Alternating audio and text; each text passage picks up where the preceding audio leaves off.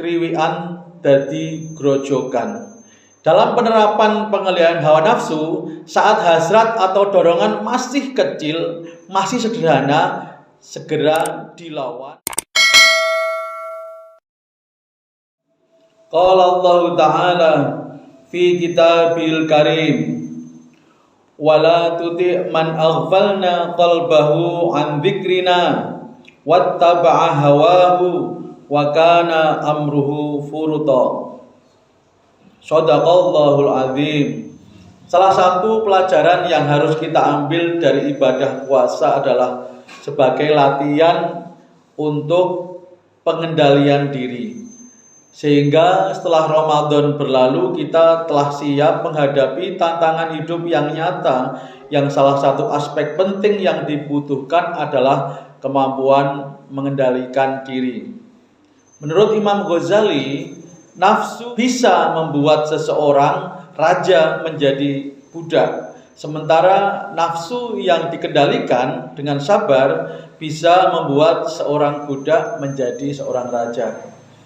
Akibat negatif dari mengikuti hawa nafsu yaitu menjadikan manusia lalai.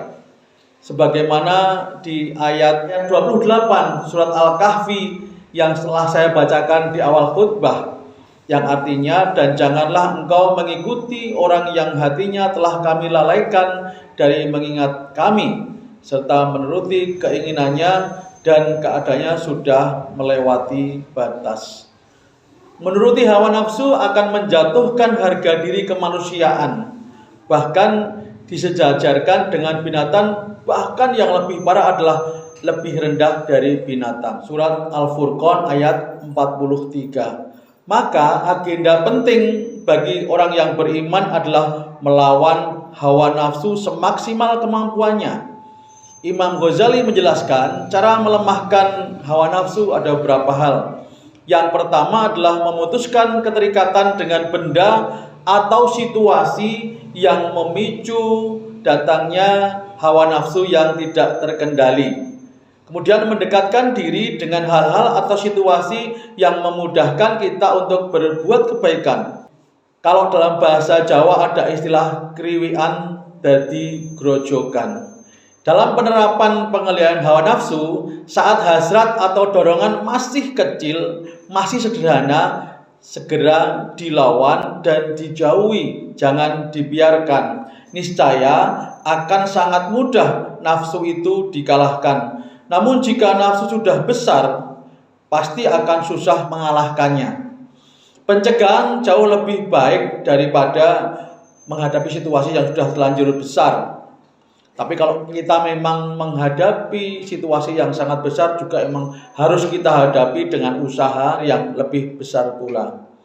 Yang berikutnya yaitu senantiasa mengutamakan mengkonsumsi makanan atau fasilitas yang halal.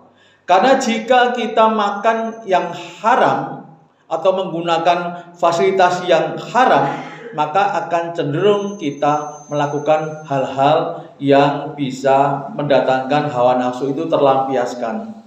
Kemudian yang berikutnya, senjata yang paling dahsyat adalah doa. Maka perbanyaklah doa dengan maksud mohon pertolongan pada Allah agar diberi kekuatan untuk menjauhi perilaku yang hanya menurutkan hawa nafsu. Di antara doa yang dicontohkan Rasulullah adalah sebagai berikut. Allahumma inni a'udzubika min munkaratil akhlaq wal a'mal wal ahwa. Ya Allah, aku berlindung kepadamu dari akhlak atau kebiasaan, dari amal atau perilaku, dan hawa nafsu yang jelek. Dalam hadis riwayat Tirmidzi nomor 3591. Jamaah yang dirahmati Allah, bulan Ramadan Allah memberikan kemudahan kepada kita, memberikan fasilitas ketika kita berbuat baik, pahalanya dilipatkan, dan termasuk ketika kita mampu mengendalikan diri, itu juga dicatat sebagai amal soleh yang bisa menjadi wasilah dalam doa kita. Jamaah sekalian pasti pernah mendengar kisah 3 orang yang terjebak di dalam gua. Kemudian ketika mereka dalam kondisi yang sangat berat seperti itu, mereka menggunakan amal sebagai wasilahnya. Yang orang pertama menggunakan wasilah berbakti kepada orang tuanya yang sangat dahsyat. Ya Allah, berilah kami pertolongan dengan wasilah amal solehku pernah berbakti kepada orang tuaku bertahun-tahun yang terbaik. Kemudian mendorong batu itu terbuka sedikit. Yang kedua, seorang pemilik usaha yang sangat tertib dalam membayarkan gaji atau upah karyawannya. Suatu hari karyawan itu ada yang belum mengambil gaji kemudian resign atau keluar. Kemudian pemilik usaha itu menyimpan uang itu, setelah ditunggu sekian lama tidak datang, kemudian dibelikan hewan ternak. Ketika seorang itu yang resign itu datang lagi mengambil gajinya, dia memberikan hewan ternak yang begitu banyak.